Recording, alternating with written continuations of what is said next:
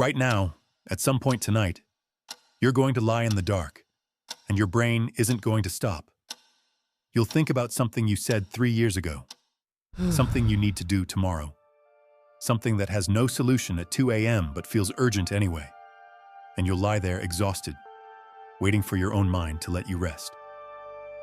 For 99.9% of human history, that switch didn't exist. No screens, no notifications, no mortgage. When the sun went down, the world went dark. You couldn't even see your own hand. Most people assume that meant ancient humans had it worse. More fear, more danger, more reasons for the brain to spiral. They were one bad hunt away from starving, one cold night away from dying. But there's one thing they almost never had, and you have it every single day. Stephen Ilardi spent years at the University of Kansas asking a question most psychiatrists weren't asking. What if depression isn't a disease of the brain? What if it's a disease of the way we live? He wasn't talking about attitude. He wasn't talking about positive thinking. He was talking about 6 specific conditions that, when present together, made major depression rare. When absent, I made it almost inevitable. Physical movement, omega-3, natural light, sleep, social connection, and something he called anti-rumination, having enough to do with your hands and your body that your mind doesn't have the bandwidth to spiral. Ancient humans had all 6, not because they were disciplined, not because they tried, because their environment gave it to them automatically, every single day, whether they wanted it or not. Ilardi ran clinical trials. Roughly 70 to 80% of participants showed significant improvement, without medication. That number is higher than most antidepressants, because the 6 things he identified weren't treatments. They were just normal life for most of human history. So what happened to them? In 2015, Jerome Siegel's team at UCLA did something unusual. They went to 3 continents and watched people sleep. Not in labs, not with surveys.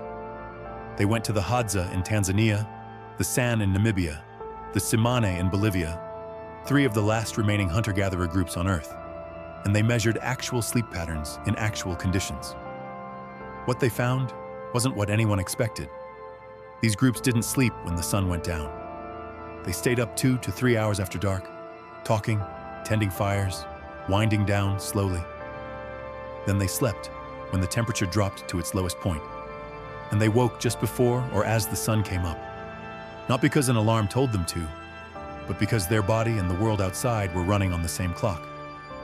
Average sleep, 6.9 to 8.5 hours. Roughly what doctors recommend today. But here's the detail that stops you. Across all 3 groups, across 3 continents, Siegel's team found almost no insomnia. Not reduced insomnia. Almost none. It wasn't that they slept more. It's that they never had to fight their own brain to do it.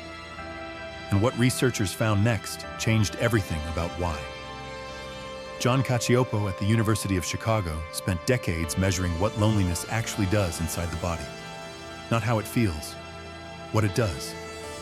When your brain detects that you're socially isolated, truly alone with no one nearby, it reads that as a threat signal, the same category as physical danger, and it responds accordingly.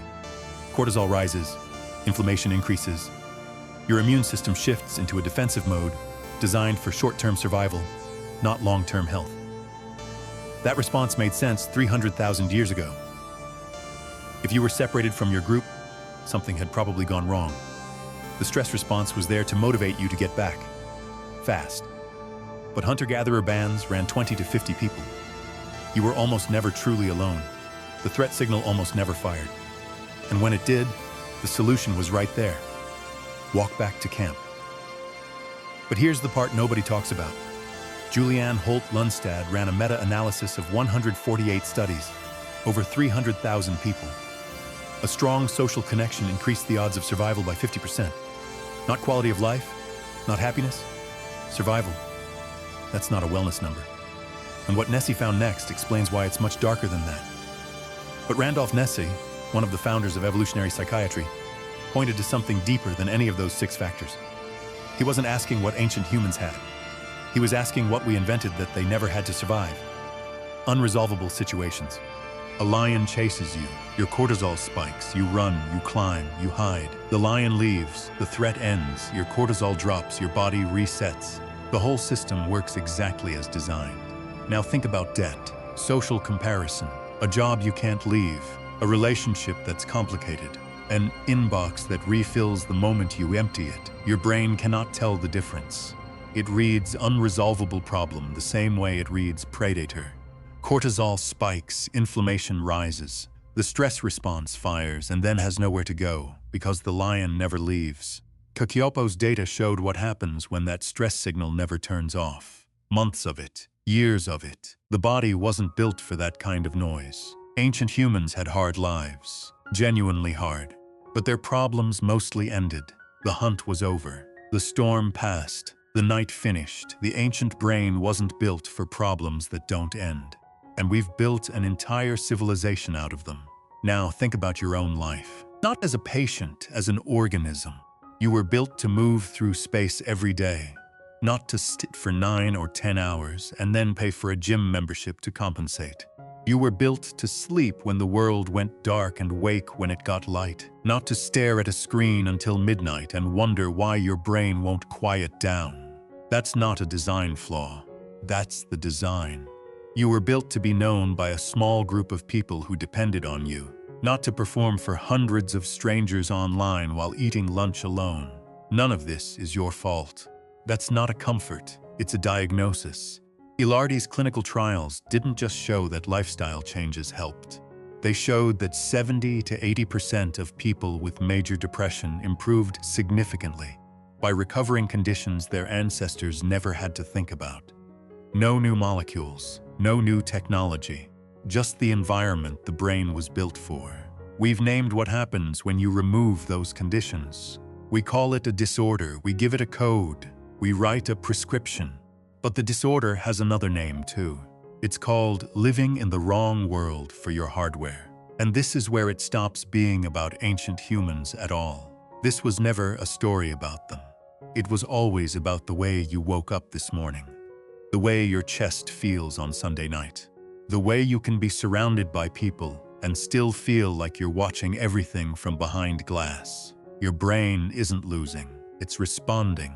Exactly the way it was built to respond, to a world that no longer exists. Randolph Nesse spent decades trying to reframe what we call mental illness, not to dismiss it, not to minimize it, but to ask a different question.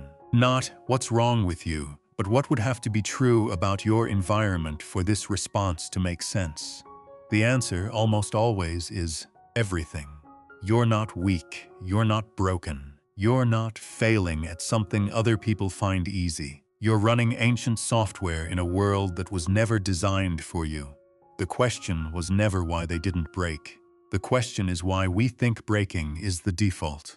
Your brain isn't losing a battle. It was built to win. The ancient humans didn't have a secret. They didn't have more willpower, more resilience, more strength. They just lived in a world their biology recognized. You don't have that luxury, but you have something they didn't. You can see the mismatch, you can name it. And sometimes, naming the right problem is the only thing that makes it possible to stop blaming yourself for not solving the wrong one. You're not broken. You're just running ancient software in a world that was never designed for you.